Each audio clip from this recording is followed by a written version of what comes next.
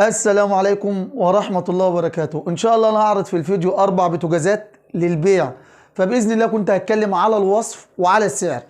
طبعا بالنسبة للأربع بوتاجازات 3 منهم 4 عيون وبوتاجاز 5 عيون. طبعا بالنسبة للكهرباء الأربع بوتاجازات كل بوتاجاز كهربته شغالة كويس بالنسبة للإشعال الذاتي أو لمبة البيان الداخلية بتاع الفرن أو الشواية. طبعا باذن الله كسعر الثلاث بوتاجازات الاربع عيون كل بوتاجاز عامل 500 جنيه، وبالنسبه للبوتاجاز الخمس عيون عامل 1000 جنيه. طبعا باذن الله هنقرب الكاميرا بتاعه الهاتف ونبص باذن الله على كل بوتاجاز على حده نتوقع باذن الله شكليا الاربع بوتاجازات شكليا. طبعا ده اول بوتاجاز 4 عيون، وطبعا ده تاني بوتاجاز 5 عيون. انا شايف البوتاجازات بفضل الله بحالتها.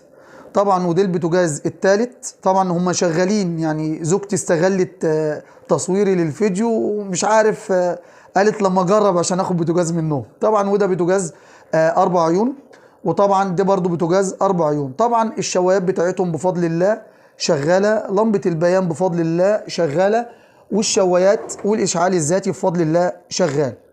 طبعا هنا انا فتحت الباب بتاع الفرن بتاع اول بوتاجاز، وده طبعا الباب بتاع الفرن بتاع تاني بوتاجاز. طبعا لمبه البيان شغاله زي ما حضراتكم شايفين، والشوايه شغاله، وطبعا انا موصلهم للفيش بتاع الكهرباء. طبعا ده تاني بوتاجاز اللي هو الخمس عيون. طبعا ده بالنسبه للفرن، وده بالنسبه للبوتاجاز الثالث.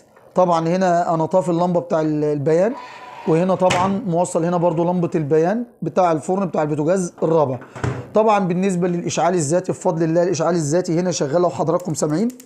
طبعا انا كده دايس على الزرار بتاع الاشعال الذاتي بالنسبه للبوتاجاز الاربع عيون، وبالنسبه للبوتاجاز برضو هنا مشغل الاشعال الذاتي. الاشعال الذاتي بتاع البوتاجازات كلها بفضل الله شغاله.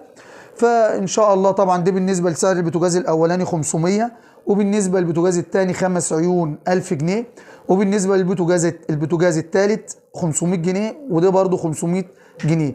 باذن الله اللي عايز اي حاجه يتصل بيا وانا تحت امره باذن الله. بالنسبه كده كسعر انا اتكلمت فيه على الثلاث بوتاجازات كل واحد 500 جنيه بالنسبه للاربع عيون، والخمس عيون باذن الله 1000 جنيه. اللي عايز حاجه طبعا يتصل بيا. انا متاسف جدا لاني وانا طبعا بصور الفيديو فزوجتي قالت لي يا مصطفى بعد اذنك انا عايز اجربهم عشان محتاجه ان انا اخد بوتاجاز منهم، رغم ان انا عندي بوتاجاز في المطبخ.